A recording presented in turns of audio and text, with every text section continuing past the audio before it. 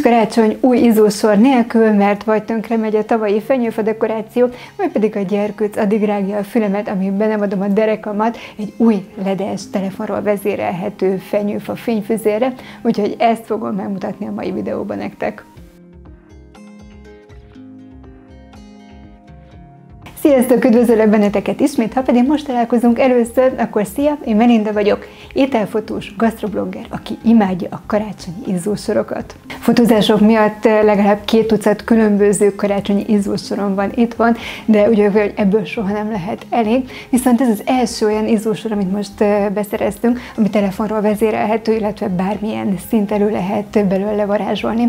Én azt gondolom, hogy jövőre már a karácsonyi fotóknak a készítéséhez is fogom ezt használni, mert tényleg személyre lehet szabni, hogy milyen színű fényt szeretnénk ezzel elérni. Szerintem kb. 2 évvel ezelőtt a praktikában találkoztunk ezzel az okos megoldással, és már akkor elkezdte rágni a fülemet a gyerkőc, hogy nekünk szükségünk van egy ilyenre, amit telefonról tudunk vezérelni, különböző programokat be tudunk rajta állítani, színeket tudjuk változtatni, de nyilván akkor ellenálltam, tavaly is ellenálltam neki, hogy nem kell annyi okos kütyű itthon, de miután már a vízforralom is okos, a kazánom is okos, és idén a TikTok csatornám is elindult, úgy éreztem, hogy nincsen több kifogásom az ellen, hogy miért ne legyen maga az izzósor, ami felkerül a fenyőfára és okos, mivel hogy tönkre is ment 2 adag a tavalyiból.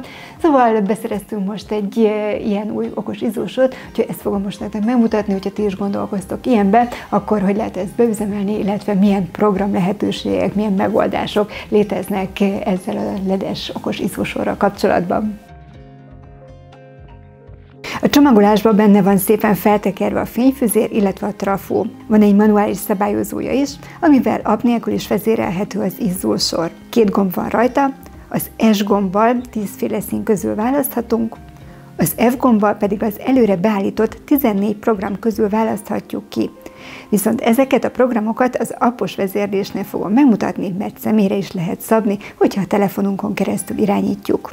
Az applikációt egyébként ingyenesen le tudjátok tölteni, akár a Google Play-ből, akár pedig az App Store-ból beírjátok, hogy Highlight, és akkor fel fogja dobni ennek a karácsonyi izzósornak az applikációját, hogy pillanatok alatt le lehet tölteni, és utána már lehet is róla vezérelni. Ha megvan az app, akkor engedélyezni kell a Bluetooth csatlakozást, mert ez alapján tudjátok csatlakoztatni. Az app angol nyelvű, de mivel szinte minden beállítás grafikus, így ez nem jelenthet fennakadást.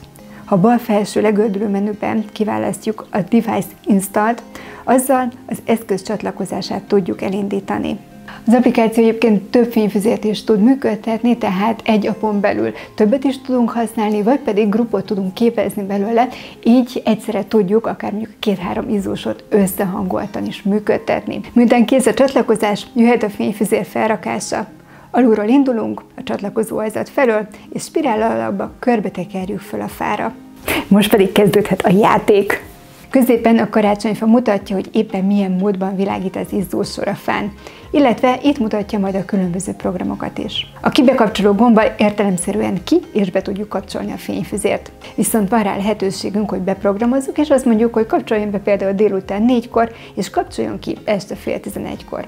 Ha pedig szeretnénk, hogy ezt minden este megtörténjen, akkor a Repeat gomb bekapcsolásával ezt a funkciót aktiváljuk. A karácsonyfa bal oldalán a csillag rejti a kedvenc beállításainkat, amelyeket tudunk módosítani, illetve tudunk új kedvenceket is hozzáadni.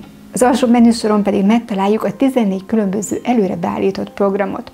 Minden egyes program módosítható, amelyet úgy tudunk, hogy a kiválasztott programnál megjelenő fára hosszan tappolunk, és feljön egy új ablak.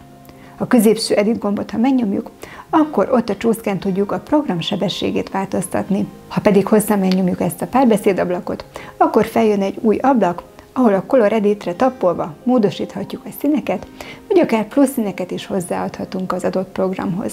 Ha készen vagyunk, akkor a telefonon előnézetben is láthatjuk a beállítást. Ha elégedettek vagyunk vele, akkor a csillaggombra tappolva el is menthetjük a kedvencek közé, és ezt minden beállított program esetén meg tudjuk tenni. Ha pedig mégsem tetszik, amit alkottunk, akkor a Reset gomb megnyomásával visszaáll a gyári beállításra az adott program.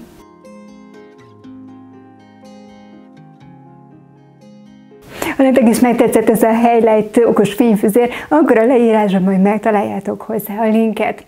Kívánok nektek nagyon kellemes karácsonyi ünnepeket és boldog új évet!